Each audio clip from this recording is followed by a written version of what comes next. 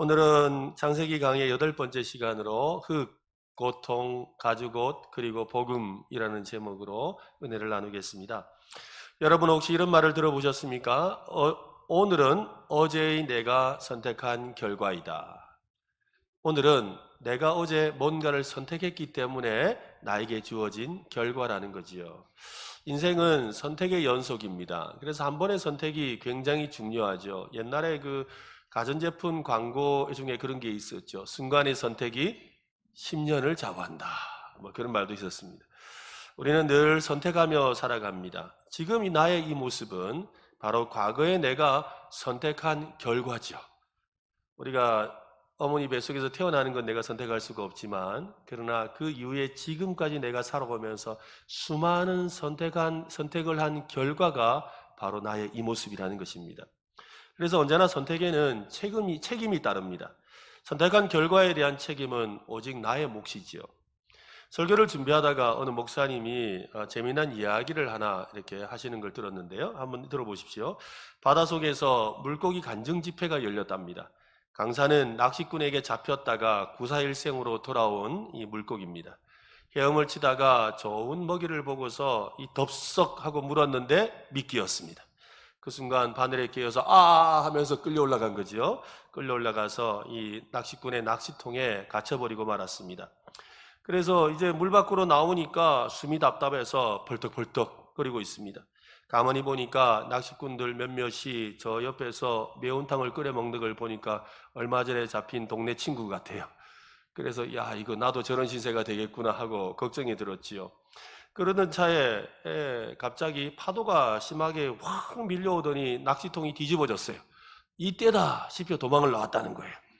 그래서 이 물고기가 자기의 그 구사일생 구출된 이야기를 하면서 그 주변에 모여있는 이 물고기들에게 이야기하죠. 그러니까 너희들도 조심해. 속이는 낚시꾼도 나쁘지만 속는 물고기는 더 바보야.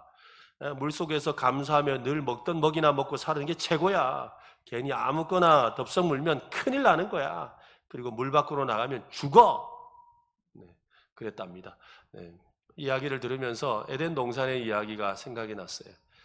정말 하나님의 사람으로, 그죠? 하나님의 형상으로 살아야 되는 그들이 욕심을 내어서 미끼를 무는 바람에 큰일을 당하게 되었지요. 우리는 지난 시간에 아담과 하와가 뱀의 꾀임에 속아 넘어가는 그런 장면을 살펴보았습니다. 하나님의 명령에 불순종하고 하나님을 배반하는 것이 죄라는 것과 또 이 죄의 결과로 즉각적으로 일어난 일에 대해서도 살펴봤습니다. 그 모든 시작은 아주 작은 균열에 있다고 했지요. 그 균열은 사람의 마음에 있는 욕심으로 인한 잘못된 선택이라고 했습니다. 오늘 말씀은 이 사람의 잘못된 선택에 대해서 하나님께서 심판하시는 내용입니다. 하나님은 반드시 우리의 죄에 대해서 심판하시는 분입니다. 물론 하나님은 두 가지 속성을 가지고 계시죠. 하나님은 공의의 하나님이면서 또한 사랑의 하나님이시기도 합니다. 하나님의 한 손에는 사랑이 들려 있고 하나님의 한 손에는 공의가 들려 있습니다. 그런데 이 둘은 서로 상충하거나 충돌하지는 않습니다. 하나님 안에서는 언제나 이 공의와 사랑이 완벽한 조화를 이루고 있습니다. 하나님은 공의를 실행하신 후에 사랑으로 완성하시는 분입니다. 이게 참 중요합니다.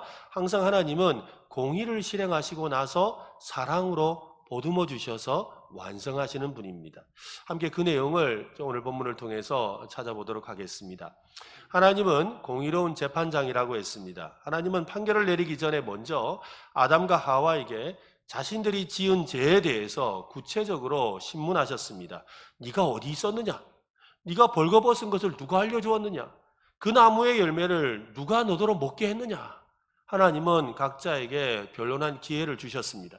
현명한 판결을 기다리는 재판장처럼 남을 탓하고 하나님을 탓하는 그런 이 아담과 하와의 모든 변명을 그대로 다 들어주셨습니다. 그런데 창세기 3장에는 이 뱀과 이 사탄에 대해서는 변론하는 내용이 안 나와요. 아니요 이러면서 뱀이 무슨 말 하는 게 전혀 나오지 않습니다. 전혀 이 사탄에 대해서 네가 왜 그랬느냐라고 하나님이 묻지도 않으셔요. 오직 뱀에게 하나님께서 재판장으로서 선고하는, 네가 이런 죄로 인해서 너는 벌을 받을 것이다 라는 선고만 나올 뿐입니다. 왜 그럴까요? 왜 뱀과 사탄에게는 어떤 일에 대해서 신문하지 않으시고 바로 선고를 내리는 것이겠습니까? 사탄은 하늘에서 하나님을 대적하고 반역함으로 땅으로 추방당하는 그런 심판을 이미 받았습니다. 그래서 하나님의 그 선고를 받고 땅으로 내려온 것입니다.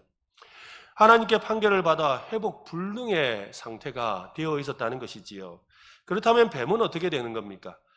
뱀은 하나님께서 창조하신 피조물로서 하나님께 영광을 돌리고 사람을 섬겨야 되는데 오히려 사탄의 도구가 되어서 사람을 깨워서 죄를 짓게 했습니다.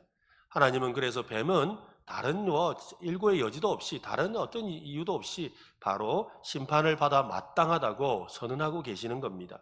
뱀에게 내린 판결문을 한번 보십시오. 14절 말씀인데요. 한번 같이 한번 읽어보겠습니다. 시작.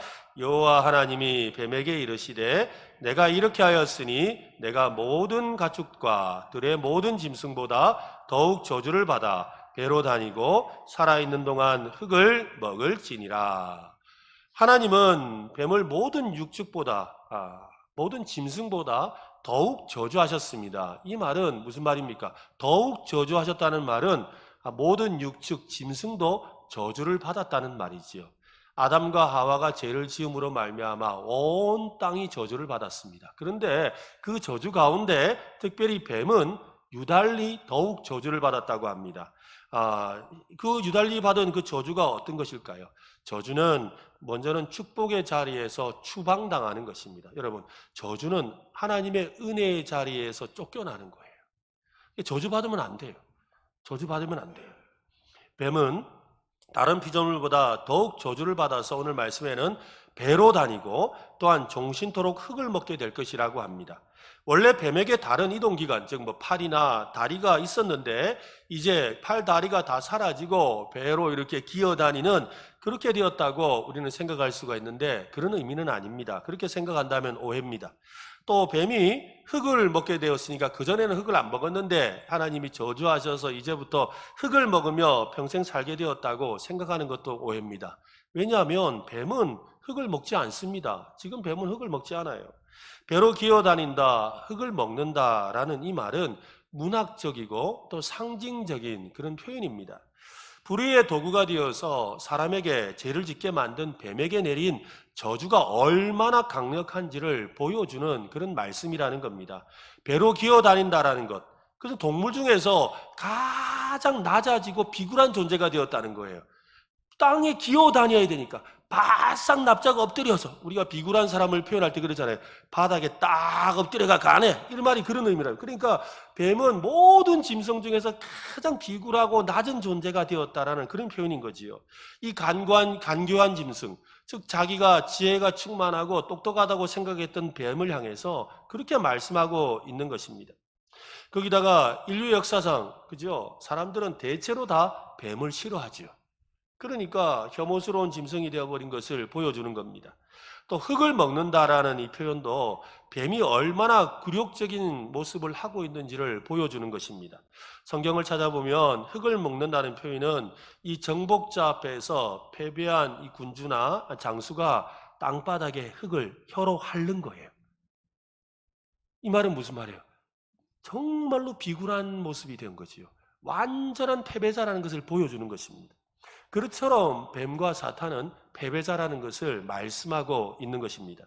하나님께서 뱀을 향해 내린 두 번째 저주가 있습니다. 이 저주는 더욱 강력합니다. 이것은 뱀이라기보다는 사탄, 즉 뱀 뒤에 있는 사탄을 향한 저주입니다. 여자의 후손과 끊임없는 이 적대 관계가 될 것과 또 궁극적인 멸망에 대한 말씀인데요. 15절 말씀을 한번 보십시오. 내가 너로 여자와 원수가 되게 하고 내 후손도 여자의 후손과 원수가 되게 하리니 여자의 후손은 내 머리를 상하게 할 것이요 너는 그의 발꿈치를 상하게 할 것이니라 하시고. 신학자들은 이 구절을 원시복음이랍니다. 한번 해볼까요? 원시복음. 네, 원시인이 있듯이 복음의 시초라는 거예요. 가장 아직까지 정제되지 않은 그런 이 복음이라는 것입니다. 장차 하와의 후손 중에 한 사람, 이 사탄과의 사이에 일어날 일을 표현하고 있는 것입니다.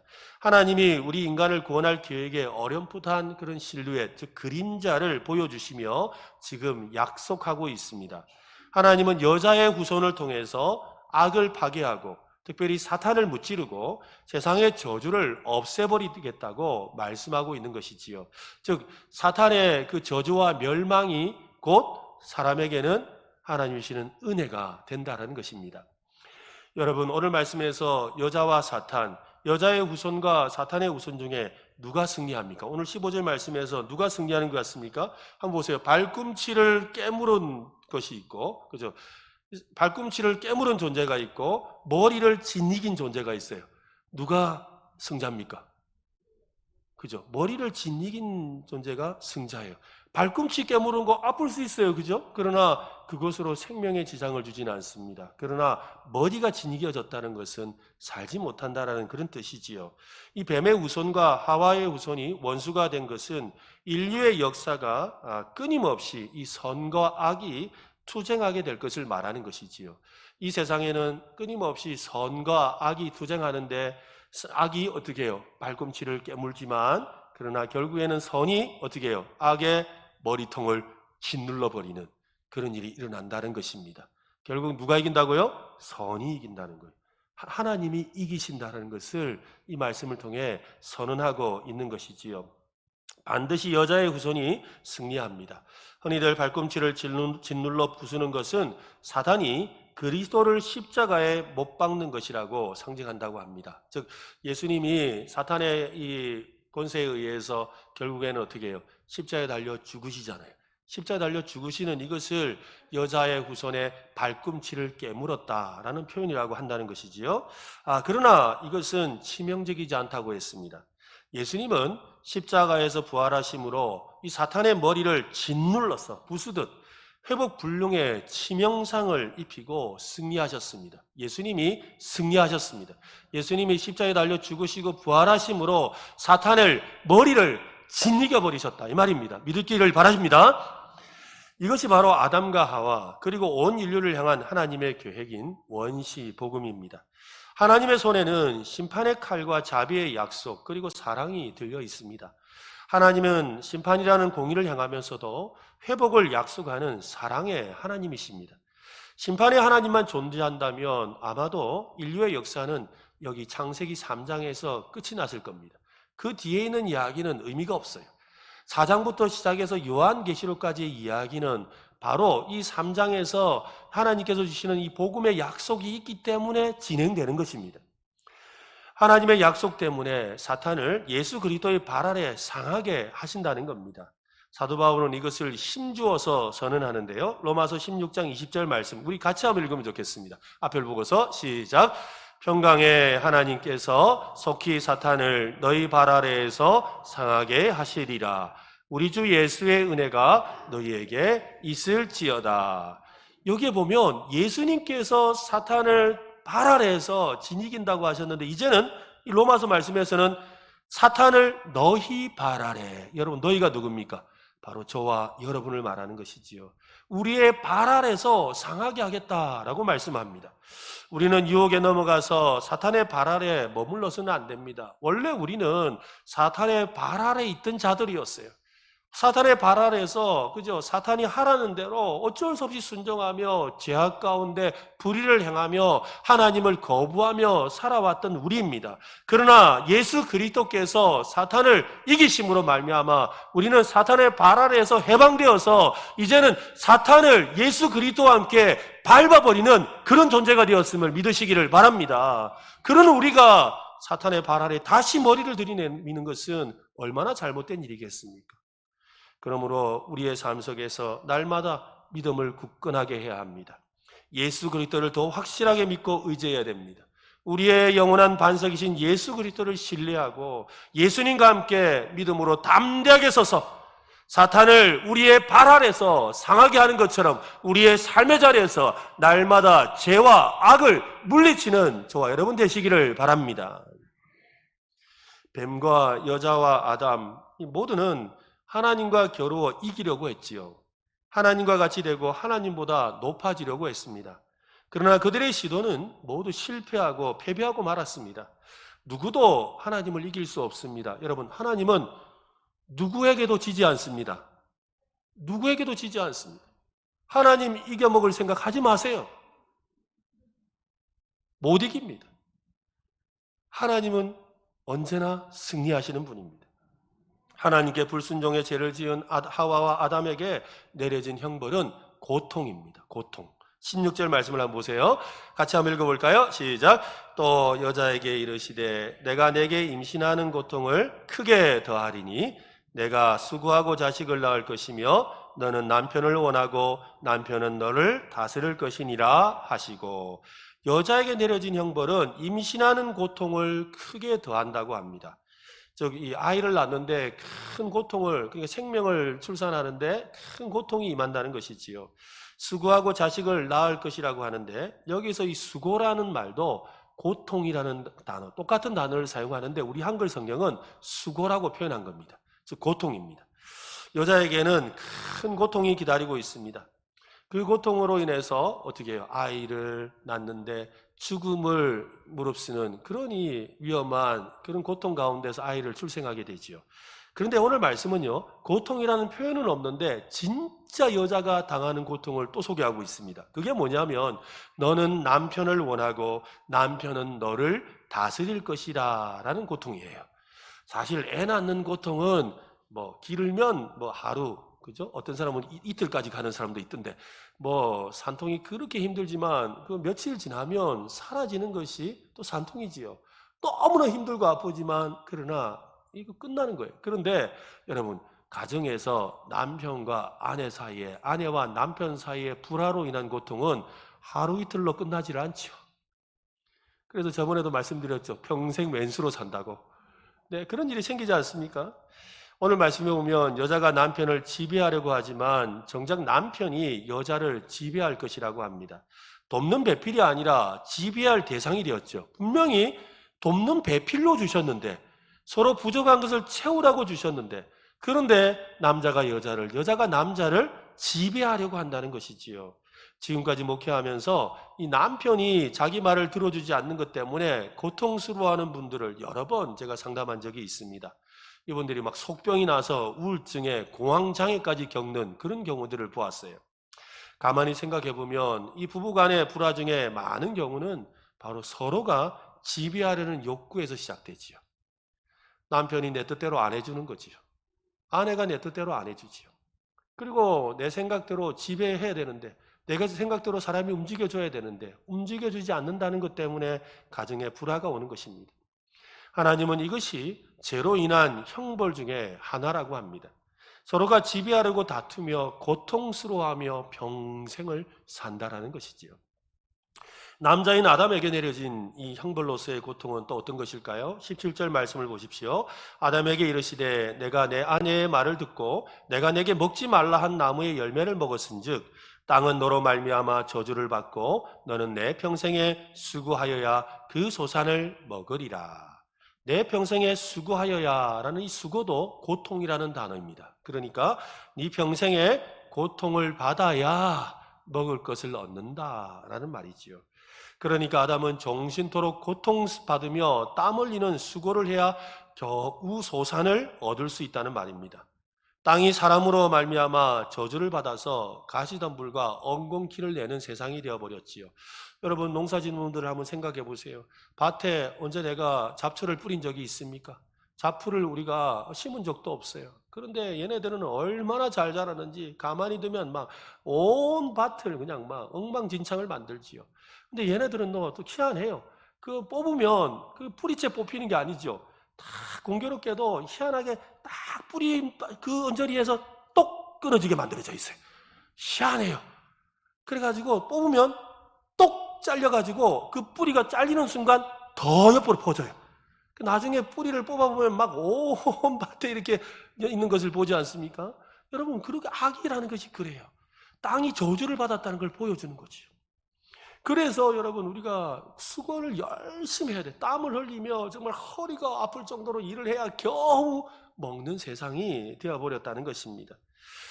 여자는 잉태하는 고통을 더 심하게 받고 남자는 일하는 수고가 더 무거워졌습니다. 남자나 여자나 고통의 종류는 다를지라도 더욱 고통을 받으며 살게 되었습니다. 이것이 하나님께서 사람에게 내리신 형벌입니다. 이제 선악과를 먹으면 반드시 죽는다라는 이 경고의 말씀, 이미 하나님이 그렇게 선언하신 그 말씀이 이루어져야 되죠. 그러지 않으면 하나님이 그 헛된 말을 하신 게 되니까요. 그래서 하나님께서 이제 선악과를 먹음으로 인간에게 찾아오는 죽음에 대해서 말씀하시는데요. 그것이 19절 말씀입니다. 우리 같이 한번 읽어보겠습니다. 시작. 내가 흙으로 돌아갈 때까지 얼굴에 땀을 흘려야 먹을 것을 먹으리니 내가 그것에서 취함을 입었음이라. 너는 흙이니 흙으로 돌아갈 것이니라 하시니라. 사람이 원래 흙으로 빚어졌기 때문에 흙으로 돌아가는 거 당연하지. 그래, 죽으면 흙으로 가는 거지 라고 생각합니다. 그리고 육신의 죽음은 그런 것이야 라고 누구나 생각하지요. 그러나 여러분, 이 죽음이라는 것은 원래 있지 않으려고 했던 것이지요. 성경은 명확하게 말씀합니다. 로마서 말씀은 죄의 삭은 사망이요, 즉 죄의 결과로 사망이 오게 되었다라고 말씀합니다. 또한 한 사람의 범죄로 말미암아 사망이 그 한 사람을 통하여 왕노릇하게 되었다. 아담 한 사람의 범죄로 말미암아 온 세상에 사망이 왕노릇하고 있다라고 합니다. 모든 사람은 죄 가운데 출생하고 죄 가운데 살다가 죽음에 이르는 것은 이제 피할 수 없는 운명이 되었습니다. 사람에게 육체의 생명과 영의 생명이 있듯이 육체의 죽음과 영의 죽음이 있습니다. 이거 참 중요한데 여러분 정신을 차리고 잘 들으셔야 돼요. 이게 중요해요. 사람에게는 육신의 생명이 있고 영의 생명이 있듯이 사람에게는 영의 죽음, 육신의 죽음과 영의 죽음이 있는 거예요. 이 두 가지를 잘 이해하셔야 돼요. 영의 죽음은 하나님과의 관계가 끊어진 상태를 말합니다. 즉 영의 죽음이라는 것은 내가 영이 죽었는지 살았는지를 어떻게 아느냐? 하나님을 믿지 않고 하나님을 알려고 하지 않고 하나님을 예배하지 않고 하나님의 말씀대로 살지 않는 그거 상태가 바로 영에 죽어 있는 영적인 죽음이라는 것입니다. 그러니까 너는 흙이니 흙으로 돌아갈 것이라 라는 말씀은 단순한 죽음을 말하는 것이 아닙니다. 뱀에게 저주하실 때, 여러분 뱀에게 하나님이 저주하실 때 뭐라 그랬어요? 네가 배로 땅을 기어 다니고 또 뭐라 그랬어요? 평생 흙을 먹으며 산다 그랬잖아요. 그런데 사람이 너는 흙이니 어디로 돌아가라? 흙으로 돌아가라. 그러면 무슨 말입니까? 누구 밥이 되라? 뱀의 밥이 되라는 말이죠. 그죠? 사탄의 밥이 되라는 거예요. 사탄의 밥이 되라는. 왜? 뱀은 흙을 먹으며 산다 했잖아요. 근데 사람이 흙이 되었으니 흙이 뱀의 먹이가 되는 거예요.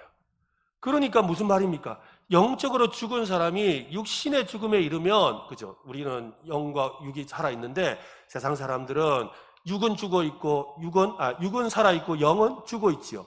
그런 사람이 육이 죽게 되면 그 영혼이 흙이 되어서 누구의 먹이가 된다고요?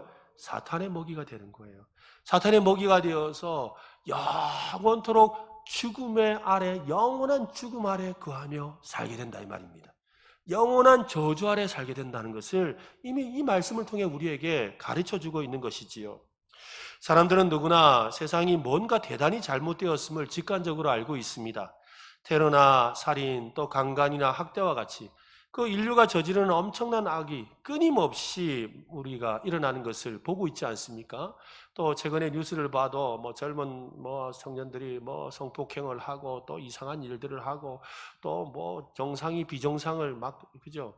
또 정상으로 살았는데 비정상을 정상인 것처럼 생각하고 그러면서 주장하고 이런 일들이 온데 일어나고 있지 않습니까? 육체적인 고통, 또 정신적인 질병, 자연재해를 통해서 고통과 고난과 죽음과 멸망이 온통 우리의 삶에 엉켜 있는 것을 깨닫게 되지요. 하나님을 믿지 않는 사람은 고난과 죽음과 악은 세상의 자연스러운 원리라 생각하죠. 그래, 세상에 원래 서로 치고받고 싸우는 거지. 그러면서 더 악한 놈이 이기는 거야. 그리고 더 악해야 세상은 내가 먹을 거 얻으며 사는 거야. 네가 악하지 못해서 모질지 못해서 문제지 세상이 문제냐? 라고 그렇게 말하는 게 세상 사람들 이야기잖아요. 그리고 오히려 더 당당하지요. 네가 그렇게 악한 마음이 있으면서 네가 사용 안 한 네 잘못이지. 이난 하나 다 악한데 이러면서 그러고 산다는 것이지요. 이런 세상을 사람들은 살아가고 있습니다. 그러나 성경은 고난과 죽음과 악은 사람의 죄와 타락으로 인해서 저주를 받아서 비정상적으로 돌아가고 있는 증거라고 생각하지요. 죄 가운데 사는 인류의 비참한 현실이라는 것입니다. 곳곳에서 우리는 신음하는 소리를 듣습니다. 정말 로마서의 말씀처럼 오라 나는 공고한 사람이로다. 누가 사망의 몸에서 나를 건져내랴. 누가 이 사망의 몸에서 나를 건져내랴 라고 하는 그런 탄식하는 소리들을 듣고 있지요.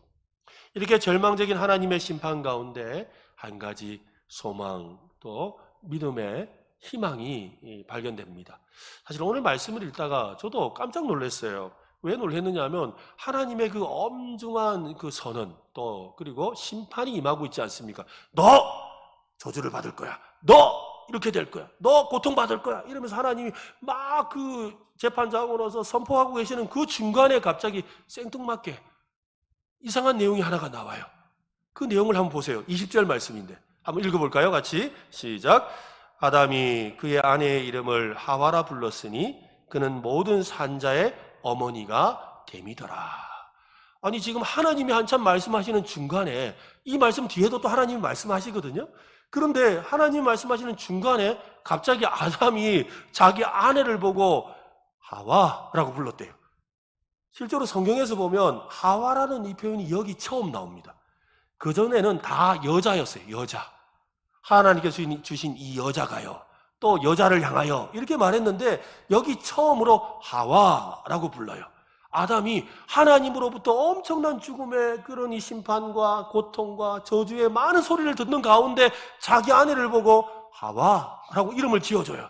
그 하와라는 이름의 뜻이 모든 산자의 어머니다라고 합니다. 실제로 이 하와라는 이 단어의 뜻은 생명이에요. 생명. 이상하죠. 죽음과 저주의 권세가 충만한 그곳에 지금 하와는 생명을 말하고 있어요. 왜 그럴까요? 그는 지금 믿음으로 바라보고 있는 것이지요. 아담은 믿음으로 하나님의 구원을 소망하고 있는 것입니다. 하나님의 엄중한 그런 공의가 임하는 그 현장에서 그는 믿음으로 하나님의 사랑을 보고 있는 거예요. 하나님의 사랑을 바라보며 믿음찬 고백을 자기 아내에게 이름을 지어주는 것으로 하와 생명이라고 지어주는 것으로 희망을 갖고 있는 것입니다. 로마서 1장 17절 말씀은 이렇게 말하지요. 복음에는 하나님의 의가 나타나서 믿음으로 믿음에 이르게 하나니 기록된 바 오직 의인은 믿음으로 말미암아 살리라 함과 같으니라. 한번 따라 합시다. 의인은 믿음으로 말미암아 살리라. 그렇습니다. 정말 죽을 것 같은 죽음의 고통 가운데 아담은 믿음으로 살아가려고 하지요. 그전까지 하나님과 대등하게 하나님보다 높아지려던 그의 마음을 뒤로하고 하나님의 은혜의 긍휼과 자비를 구하는 마음으로 믿음으로 믿음의 눈을 들어서 하나님의 사랑을 보려고 하는 것입니다. 아담은 하나님의 공의로운 심판 가운데 숨겨진 하나님의 사랑을 보았습니다. 그리고 그 사랑을 믿는 믿음을 표현하고 있는 것입니다. 마치 하박국 선지자가 외친 것처럼 하나님 진노 중에라도 긍휼을 잊지 마옵소서. 하나님의 그 진노하시는 중에라도 사랑의 하나님께서 긍휼을 잊지 말아 주십시오. 우리의 지은 죄든 인류의 죄로 인한 것이든 크고 작은 고통과 고난과 죽음의 기운 가운데 우리는 살고 있다고 했습니다. 그때 우리는 아담처럼 하나님의 긍휼과 자비를 믿음으로 구할 수 있어야 됩니다. 믿음으로 하나님 진노 중에라도 긍휼을 잊지 말아 주십시오. 여러분 살아가면서 힘들고 어려운 순간이 있지요. 또 아마 지금 답답하고 괴롭고 또 어디로 가야 될지 몰라서 막막한 그런 모습을 하고 있다 할지라도 여러분 믿음의 눈을 들면 보이는 분이 계십니다. 그분이 진노 중에라도 긍휼을 베풀어 주십니다. 그 하나님이 여러분의 하나님이고 우리의 하나님이고 그 하나님이 언제나 우리를 은혜 가운데 긍휼을 베풀어 주실 줄로 믿으시기를 바랍니다. 아담과 하와는 이 선악과를 먹고 나서 무화과 나무 잎으로 옷을 만들어서 벗은 몸을 가렸습니다. 안타깝게도 아담과 하와가 만든 옷은 그렇게 오래 가지 못합니다. 여러분 상식적으로 그렇지 않겠습니까? 무화과 나무 잎으로 만든 옷이 길어야 며칠 가겠습니까?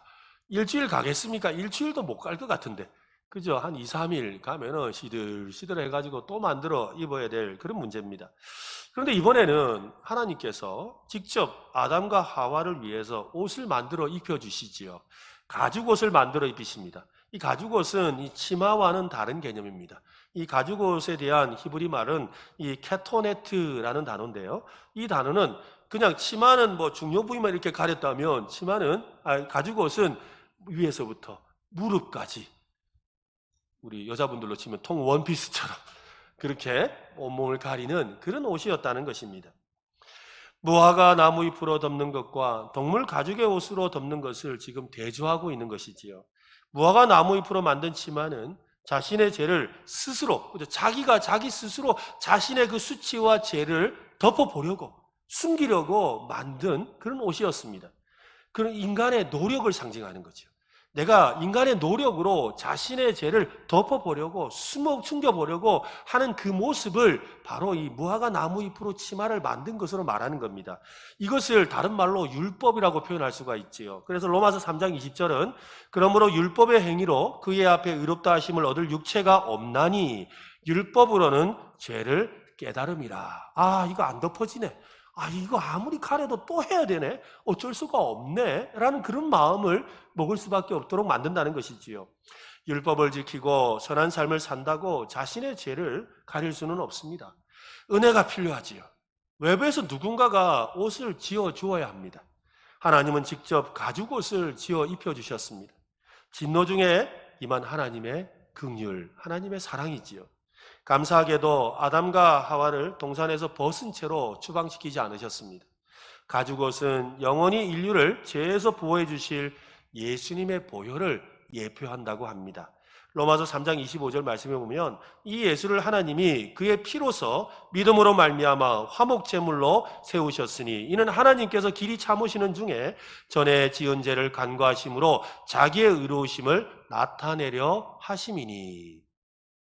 성도 중에는 교회 열심히 다니고 헌금 내고 또 제한 짓고 착하게 살다가 천당 가는 것이 믿음이라고 생각합니다. 그런 사람이 있습니다. 여러분, 이것은 오해하는 겁니다. 여러분, 그것으로는 천국 못 갑니다. 교회 열심히 다니고 헌금 내고 제한 짓고 착하게 살아서 천국 가는 거 아닙니다. 여러분, 혹시 그렇게 생각하는 분이 있다면 얼른 오늘 말씀을 잘 들으시기를 바랍니다. 그런 사람은 지금 자신만의 무화과 나무 잎으로 어떻게 해요? 치마를 만들고 있는 사람이에요. 그죠? 교회 생활이라는 치마, 또 헌금 생활이라는 치마, 또 내가 착하게 사는 치마, 이런 그 자기 치마를 만들고 있는 거예요. 천국에 가려면 먼저 죄를 용서받아야 됩니다. 우리가 지은 죄는 하나님을 거부하고 하나님의 말씀에 불순종하고 하나님을 멀리하며 살아온 것입니다. 우리의 노력으로는 결코 우리의 죄를 덮을 수 없음을 인정하고 하나님의 은혜를 구해야 되지요. 그때 예수님만이 우리의 죄악을 덮어주실 수가 있습니다. 요한일서 1장 7절 말씀은 그가 빛 가운데 계신 것 같이 우리도 빛 가운데 행하면 우리가 서로 사귐이 있고 그 아들 예수의 피가 우리를 모든 죄에서 깨끗하게 하실 것이요. 예수의 피가 모든 죄에서 깨끗하게 하신다라고 말씀합니다. 오래전의 이야기입니다. 시저 밀란이라는 목사님이 있습니다. 그 목사님이 한 번은 이 뮤지컬 공연에 초대를 받았습니다. 가서 이 공연을 보는데 한 젊은 이 아가씨가 노래를 하는데 너무 잘하는 거예요. 그 노래를 온 청중들이 들으면서 너무너무 감동을 받고 막 너무너무 기뻐하는 거예요. 공연이 끝나자 그 아가씨를 보려고 사람들이 막 모여들었어요. 그때 목사님도 사람들을 헤집고 그 앞으로 나아갔어요. 그리고는 그 아가씨를 바라보고서는 이렇게 외칩니다.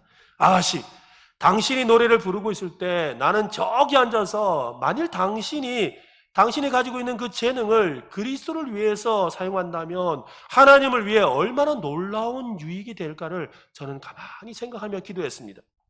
당신은 길거리의 술주정뱅이나 스칼렛거리의 창녀만큼이나 죄인입니다. 사람들 다 듣고 있는데 그 여자한테 그렇게 외친 거예요. 하지만 지금 주님께 나온다면 하나님의 아들이신 예수 그리스도의 피가 모든 죄에서 당신을 깨끗하게 하실 겁니다. 당신에게 이것을 말해줄 수 있어서 너무 기쁩니다. 그랬어요. 그러니까 청중들 앞에서 분위기가 싸해졌죠. 이 여자가 뭐라 하려다가 보고는요, 무리하시군요 하고 탁 돌리고는 그냥 들어가 버리는 거예요. 굉장히 기분이 나빴죠. 들어가고 있는데 그 목사님이 그 아가씨의 뒤통수에다 대고 또 외치는 거예요. 아가씨, 나는 당신을 기분 나쁘게 할 생각은 없습니다. 다만 하나님의 영이 당신에게 죄를 깨닫게 하시기를 기도할 뿐입니다. 그날 밤 이 여자는 잠을 이룰 수가 없었습니다. 막 여러 그 목사님의 소리가 계속 귓전을 때리니까 그렇죠. 그러다가 안 되겠다고 자리에서 일어났어요. 잠자리에서 일어나서 보니까 새벽 2시예요. 침대 옆에 무릎을 꿇고 그리스도를 구주로 영접했다고 합니다. 이 여자의 이름이 샬롯 엘리엇이라는 여자인데요. 그는 그 자리에서 하나님께 자신의 죄에 대한 고백을 하는 그런 찬송지를 지었습니다. 그 찬송지는 빌리그레암 목사님의 그 전도대회에서 많은 사람들에게 은혜를 끼치는 그런 찬송이 되어서 지금도 우리에게까지 전해지게 되었습니다. 그 찬송이 찬송가 282장, 우리 나중에 부를 텐데요. 큰 죄에 빠진 날 위에 라는 그런 가사입니다. 창세기 3장은 비참하고 참담한 분위기로 끝을 맺고 있습니다. 에덴 동산으로 다시 돌아오지 못하도록 그룹들과 두루 도는 불칼을 두어서 생명나무의 길을 지키게 하셨지요. 이 말은 하나님께로 돌아올 길이 없다라는 말입니다. 하나님께로 돌아올 방법이 없다라고 그렇게 선언하신 겁니다. 참으로 암울하지요. 그러나 하나님의 은혜는 멈추지 않습니다. 하나님은 영원히 돌아갈 수 없을 것처럼 보이는 그 에덴 동산에 들어갈 길을 예비하셨죠. 그분이 누굽니까? 바로 예수 그리스도입니다. 그래서 예수님은 나는 길이요 진리요 생명이니, 나는 양의 문이니 나를 통하여 들어가야 된다라고 말씀하셨지요. 예수님은 죽음을 통해서 생명나무에 이르는 길이 열렸습니다. 히브리서 10장 19절과 20절 말씀해 보면, 그러므로 형제들아 우리가 예수의 피를 힘입어 성소에 들어갈 담력을 얻었나니 그 길은 우리를 위하여 휘장 가운데 열어놓으신 새로운 살 길이요 휘장은 곧 그의 육체니라. 예수 그리스도께서 십자가에 달려 죽으심으로 말미암아 하나님과 사람 사이에 가로막혔던 휘장이 찢어졌습니다. 그리고 이제는 그 예수의 피 공로를 의지해서 하나님께 나아갈 수 있게 되었습니다. 이것이 은혜지요. 여러분, 휘장이 무엇일까요? 휘장은 바로 우리의 죄를 말하는 것입니다. 죄는 하나님과 사람을 갈라놓습니다. 죄는 불신의 마음입니다. 불순종의 마음이라고 했습니다. 거역의 마음이라고 했습니다. 진리를 알게 되었음에도 거부하고 싶은 그 마음을 말합니다. 그래서 예수님의 십자가가 필요합니다. 십자가의 보혈로 우리의 죄가 덮이고 씻김을 받아야 합니다.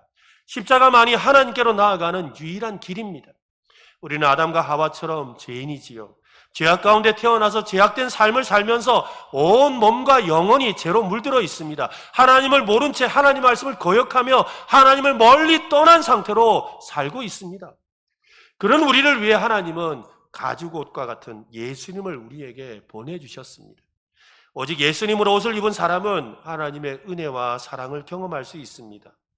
혹시 우리 가운데 아직까지 예수님을 믿음으로 받아들이지 못한 분이 있다면 이 시간 마음을 열고 예수님을 믿겠다고 고백하시기를 바랍니다. 예수님을 믿어보겠습니다. 예수님을 믿겠습니다.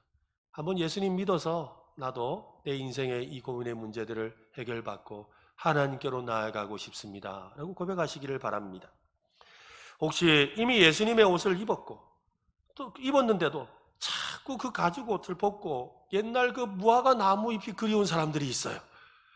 이미 예수님의 은혜를 받아서 가죽 옷을 입고 있는데도 이상하게 어떤 날만 되면 무화과 나무 치마를 자꾸 입고 싶은 그런 마음의 갈등이 부는 분이 있다면 얼른 정신을 차리시기 바랍니다. 그리고 예수님의 그 십자가의 은혜로 우리에게 입혀주신 그 가죽 옷으로 하나님 주시는 은혜와 평강을 누리고 또 진실로 주님의 은혜 가운데 영원한 기쁨을 누리는 삶을 사는 우리 모두 되시기를 예수님의 이름으로 축원합니다.